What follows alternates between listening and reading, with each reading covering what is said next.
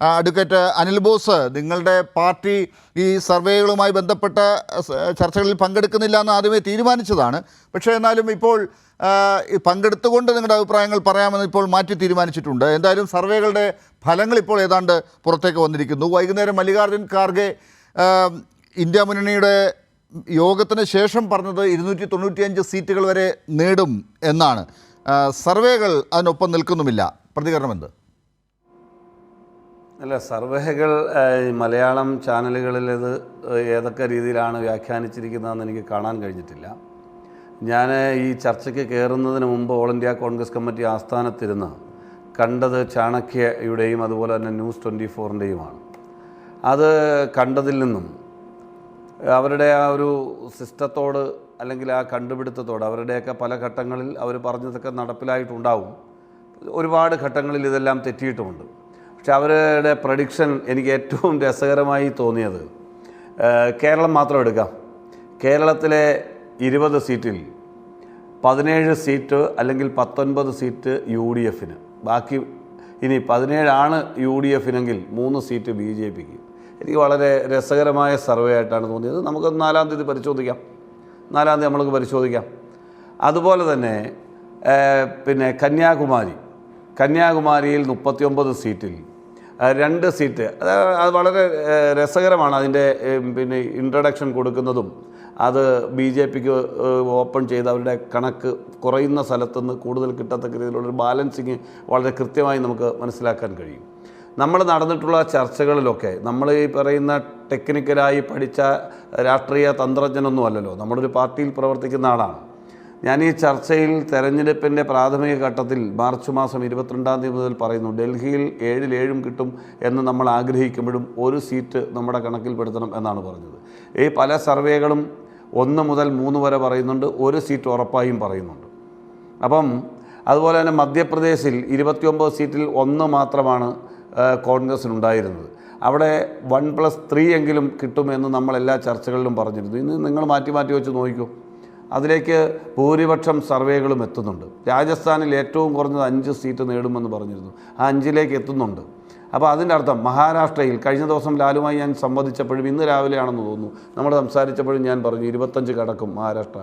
നോക്ക് നിങ്ങൾ. അപ്പോൾ ആ നിലയിൽ വരുന്ന ഒരു സാഹചര്യത്തിൽ ഞാൻ പറഞ്ഞതിൽ കുറവായി ഞാൻ കണ്ടത് കർണാടകയിലാണ്. ഞങ്ങൾ 10 സീറ്റ് മിനിമം കിട്ടും എന്ന് പറഞ്ഞെടുത്ത് 5 പലരും പറഞ്ഞിട്ടുള്ളത്.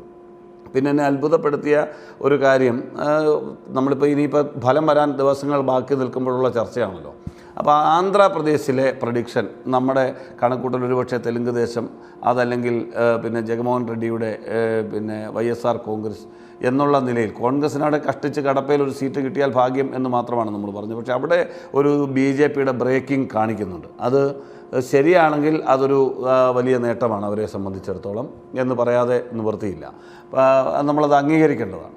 പക്ഷേ ബാക്കി നമ്മൾ നോക്കുമ്പോൾ ഉത്തരാഖണ്ഡ് എടുത്താലും ഹിമാചൽ പ്രദേശ് എടുത്താലും കാശ്മീർ എടുത്താലും വടക്കുകിഴക്കൻ സംസ്ഥാനങ്ങൾ എടുത്താലും വരുന്നത് നമ്മൾ ഈ തെരഞ്ഞെടുപ്പിന് മുമ്പ് പറഞ്ഞ 116 എന്ന ഇന്ത്യ സഖ്യത്തിന് മിനിമം സഖ്യകക്ഷികൾക്കും കോൺഗ്രസിനും കൂടി ഒരു 120 സീറ്റിൽ കൂടുതൽ വർദ്ധിക്കും. അങ്ങനെ 120 സീറ്റ് കിട്ടിയാൽ 236-ലെത്തും എന്ന് നമ്മൾ പറഞ്ഞിരുന്നു. ആ പറഞ്ഞ കാര്യങ്ങളിൽ ഞാൻ ഇപ്പോഴും ഉറച്ചു നിൽക്കുന്നു. ആ പ്രതീക്ഷയിൽ തന്നെയാണ് ഞാനുള്ളത്.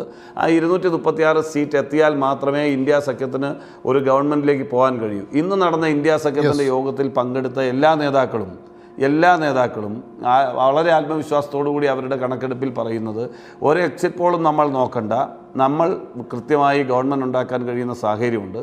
അത് വളരെ ഗവൺമെൻറ് ഉണ്ടാക്കാൻ 272 വേണം. അത് വളരെ നല്ല വ്യത്യാസത്തോടു കൂടി ഏറ്റവും കുറഞ്ഞ 20 സീറ്റിൻ്റെയെങ്കിലും ഭൂരിപക്ഷത്തോടു കൂടി നമുക്ക് ഗവൺമെൻറ് ഉണ്ടാക്കാൻ കഴിയും എന്ന വളരെ നല്ല ബോധ്യവും ആത്മവിശ്വാസവുമാണ് ഇന്ന് ഖാർഗെയുടെ വീട്ടിൽ ചേർന്ന യോഗത്തിൽ എല്ലാ കക്ഷി നേതാക്കളും, പ്രധാനപ്പെട്ട മുഴുവൻ നേതാക്കളും ഉണ്ടായിരുന്നു. അവരുടെ എല്ലാം റിവ്യൂവിന് ശേഷം വീണ്ടും ആ സ്ഥാനത്താണ് നമ്മൾ ഉറച്ചു നിൽക്കുന്നത്. അതിലേക്ക് എത്തുമെന്നാണ് പ്രതീക്ഷിക്കുന്നത്. പിന്നെ ഇതൊരു ചർച്ചയാണ്. ഈ ചർച്ചയിൽ പലപ്പോഴും പല ചാനലുകളിലും കണ്ടൊരു കാര്യം ഗൗരവപൂർവ്വം ഞാൻ ശ്രദ്ധയിൽപ്പെടുത്താൻ ആഗ്രഹിക്കുന്നില്ല അല്ലേ. ഇന്നിപ്പം ഈ എക്സിറ്റ് പോൾ വന്ന സമയം തൊട്ട് എന്നെ ഒരുപാട് ആളുകൾ വിളിക്കുന്നുണ്ട്. കാരണം ഈ ചർച്ചകളിലൊക്കെ തന്നെ വളരെ കോൺഫിഡൻസോടുകൂടി പറഞ്ഞൊരാളാണല്ലോ ഞാൻ. അപ്പോൾ എല്ലാവരും എന്നെ വിളിക്കുന്നുണ്ട്. അവർക്കെല്ലാം വിഷമമാണ്. ആ വിഷമം ഒരു രാഷ്ട്രീയ ആസൂത്രണമാണ്. ആ വിഷമം എന്താ ആസൂത്രണം? ഇപ്പോൾ കോൺഗ്രസ് വരുന്നില്ല, അല്ലെ ഇന്ത്യ സഖ്യം വരുന്നില്ല, ഇന്ത്യ സഖ്യം വളരെ ദയനീയമായി താഴ്ത്തു വന്നു. ഇപ്പോഴും 200-ന് മുകളിൽ സീറ്റ് പറയുന്നുണ്ടെന്നേ. വളരെ ചുരുക്കം സർവേകൾ മാത്രമാണ് 150, 146 എന്നും പറഞ്ഞിരിക്കുന്നത്. 200-ന് മുകളിലാണ് ഇപ്പോഴും പറയുന്നത്.